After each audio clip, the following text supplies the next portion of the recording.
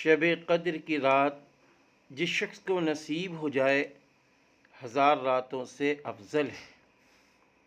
اللہ تعالیٰ نے کلام الہی میں فرمایا بسم اللہ الرحمن الرحیم انا انزلناہ فی لیلۃ القدر وما ادراک ما لیلۃ القدر لیلۃ القدر خیر من الف شہر۔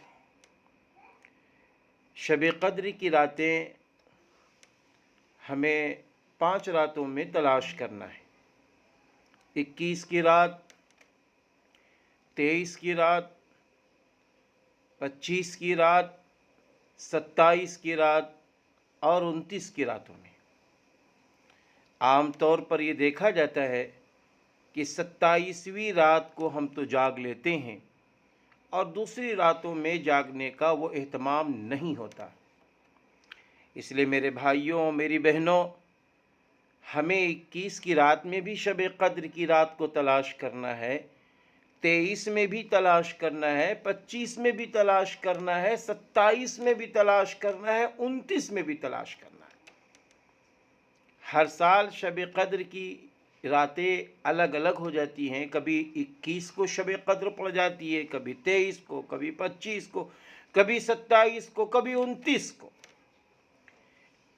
شب قدر کی رات جاگنے کے لیے ہمیں میلہ ٹھیلا نہیں لگانا چاہیے، بلکہ انفرادی عبادت کرنی چاہیے۔ اور آج کووڈ-19 اور کورونا جیسے ماحول میں ہمیں اپنے گھر میں رہ کر عبادت کرنی، تنہائی میں عبادت زیادہ بہتر ہے۔ ہم نفلی نمازیں پڑھ رہے ہوں، قرآن کریم کی تلاوت کر رہے ہوں، دعاؤں کا اہتمام کر رہے ہوں، ذکر و اذکار کر رہے ہوں۔ اس رات میں تیسرا کلمہ بہت مفید ہے پڑھنا، بہت مفید ہے۔ اور اس رات میں خوب اللہ سے دعائیں کریں، اپنے لیے کریں، اپنے رشتہ داروں کے لیے کریں، اپنے دوست و احباب کے لیے کریں، سارے انسانوں کے لیے کریں، اپنے ملک ہندوستان کے لیے رحمت کی دعا کریں کہ اللہ عالمی سطح سے جو کورونا وبا جیسی پھیلی ہوئی اس کا خاتمہ فرما، ملک ہندوستان کے ہمارے ہندو بھائی، سکھ بھائی، عیسائی بھائی، جتنے لوگ ہیں رب کریم ان سب کو بیماریوں سے بچا، ہم سب کو بیماریوں سے بچا، ہم سب کو ایمان کامل والا بنا۔ ہماری بیٹیوں کی شادیاں نہیں ہوتی ہیں تو ہم اللہ تعالیٰ سے کہیں، ہمارے بیٹوں کے رشتے اچھے نہیں ہو رہے ہیں تو اللہ تعالیٰ سے کہیں، ہمارا کاروبار نہیں چل رہا ہے تو اللہ تعالیٰ سے کہیں، ہمارے بزنس میں معاملہ پھیل ہے تو اللہ تعالیٰ سے کہیں۔ شب قدر کی رات میں ہمیں اللہ سے خوب کہنا ہے۔ شب قدر کی رات میں اللہ تعالیٰ کی طرف سے بخشش کے پروانے ملتے ہیں۔ ایک روایت میں ہے کہ حضرت جبریل علیہ السلام دنیا میں اترتے ہیں اور ان کے ساتھ جو فرشتے ہوتے ہیں چاروں طرف پھیل جاتے ہیں، اور اس کے بعد میں جیسے ہی صبح کا نمودار ہوتی ہے یعنی فجر کا وقت ہوتا ہے تو وہ فرشتے حضرت جبریل علیہ السلام کے ساتھ چلنے لگتے ہیں، تو فوراً وہ فرشتے کہتے ہیں اے جبریل مجھے بتاؤ کہ اللہ رب العزت نے آج حضور صلی اللہ علیہ وسلم کی امت کو کس کو معاف کیا، کیا ہوا؟ حضرت جبریل علیہ السلام فرماتے ہیں کہ دیکھو اللہ رب العزت نے امت مسلمہ کے سارے عبادت گزاروں کو سب کو اللہ نے معاف کر دیا، لیکن 4 لوگوں کو اللہ نے معاف نہیں کیا۔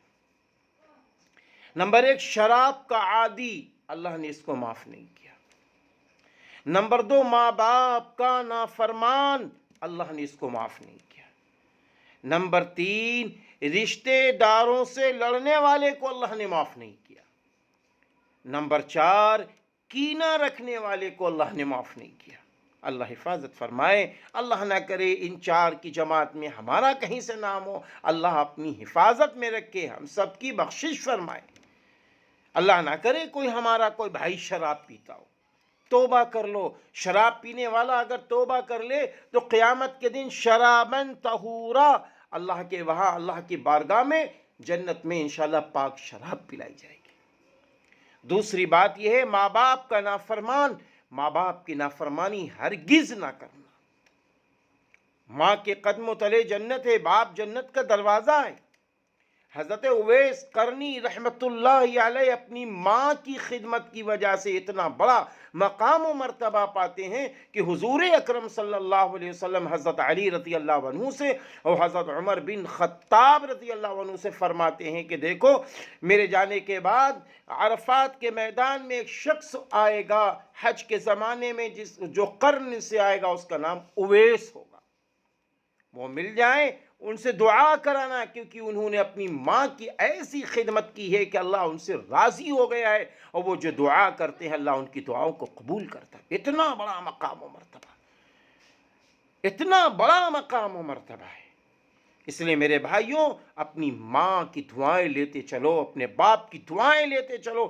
حضرت محمد عربی صلی اللہ علیہ وسلم نے فرمایا کہ دیکھو ماں باپ کی خوشی اللہ کی خوشی ہے، اللہ کی خوشی ماں باپ کی خوشی ہے۔ ایک موقع پر حضرت جبریل علیہ السلام نے فرمایا تھا، اے اللہ کے رسول ہلاک ہو جائے، برباد ہو جائے وہ شخص جس کی ماں زندہ ہو، جس کا باپ زندہ ہو، اور وہ اپنے ماں باپ کی خدمت کر کے اپنے آپ کو جنت والا نہ بنا سکا، تو ایسا شخص ہلاک و برباد ہو جائے۔ اس لیے آج ہم اپنے ماں باپ کی دعائیں لینے والے بنے، ماں باپ کی خدمت کرنے والے بنے۔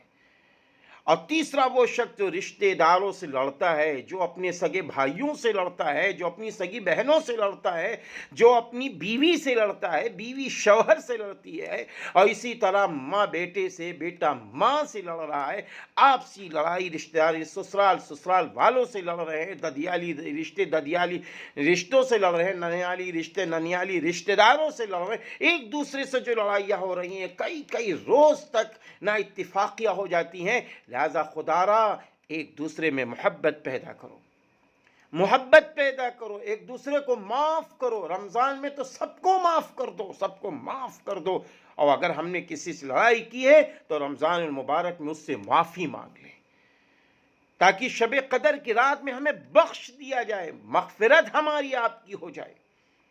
اور چوتھا وہ شخص ہے جو کینہ رکھنے والا، یعنی اپنی ذات سے کسی کو نقصان پہنچانے کا اپنے اندر جذبہ ہو، اپنے اندر یہ جذبہ ہو کہ اس شخص کو ہم نقصان پہنچا دیں، یہ بڑی تیزی سے اٹھ رہا ہے، لاؤ اس کو کھینچ لے، یہ بہت زیادہ قابل بننا ہے، لاؤ اس کو کھینچ لے۔